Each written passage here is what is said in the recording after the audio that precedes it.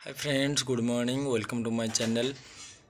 आपण मैंने जानते आपण मन क्वेश्चन थी जे जॉइनिंग आमर तो पिला मानकर ऑलरेडी सरीगला माने तो आमर सेकेंड फेज केबे आसीबो आउ केते पोस्ट आसीबो जा फल आम प्रिपरेशन करवा। तो यही विषय आज डिटेल्स आलोचना रही। तो जो पोस्ट जी आसबार शुणा होता सठिक ना फेक रही जानवा हेल्ले आप भिडियो शेष पर देखा पड़ो। तो चलतु डेरी नक आज भिडियो आम स्टार्ट करवा।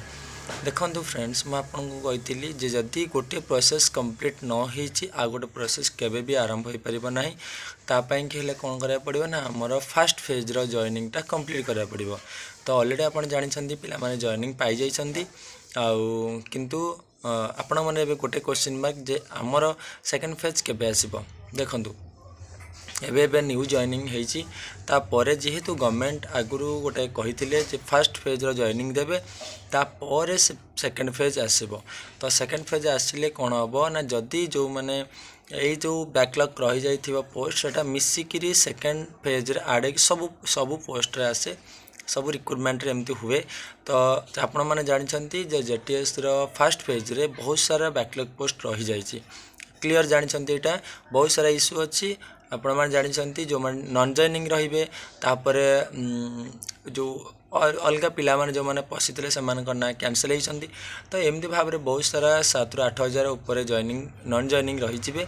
तो से पोस्ट जब बैकलॉग होकर आसो तो सेकेंड फेज रे आसो। तो आपन को वेट करने को पड़ो कारण सेकेंड फेज जदि न्यू पोस्ट किसी आसो ता सहित बैकलॉगटा आड होकर आसो।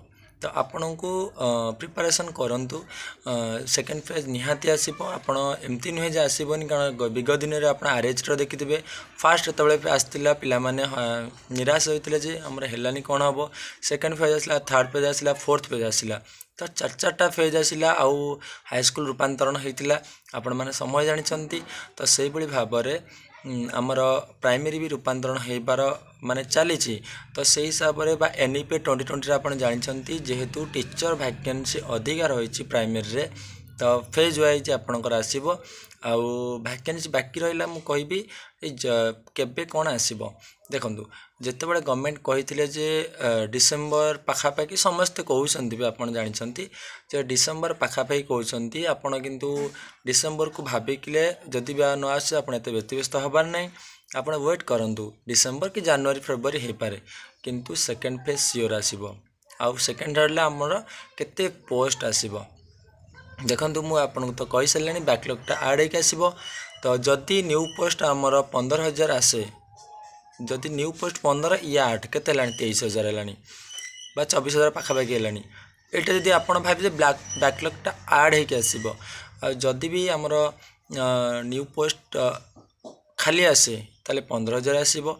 जो न्यू पोस्ट खाली आम 10,000 हिसाब को आने जोटा कि बीजेपी गवर्नमेंट डिक्लेयर करते आप जानते केबे भी बीजेपी गवर्नमेंट से 10,000 आने ना कारण से क्रेडिटा ऑलरेडी बीजेडी नहीं जाइए।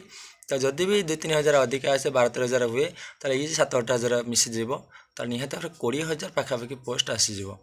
आदि या सब आम बाद दबा ताहले निहाती भाव में 15 ରୁ 16,000 पोस्ट निहाती आसो सेकेंड फेज पाई। किंतु आपण गोटे कथा आपको प्रिपरेशन करने पड़ो आउ पाठ सहित टच रखा पड़ो।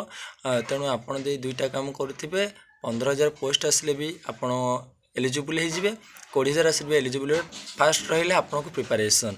तो लास्ट टाइम जेटीएस रे जो गोलटा आप करेंगे ताकू रेक्टिफाई कले आप नेक्स्ट फेज पाइबे। और ये फेजटा आपण बहुत इजी हम जेहेतु निज डिस्ट्रिक्ट यहाँ आप लड़ाई करेंगे कहीं जेहेतु स्टेट वाइज यहाँ हो जाए आउ बिना कन्फ्यूजन बिना द्विधारे आप समस्त एग्जाम देवे। तो प्रिपरेशन जोरदार कर दिंतु। तो निहत भाव में बहुत शीघ्र आसो second phase. Thank you video को रखिए तो भल तो लाइक शेयर सब्सक्राइब करेंगे। Thank you so much.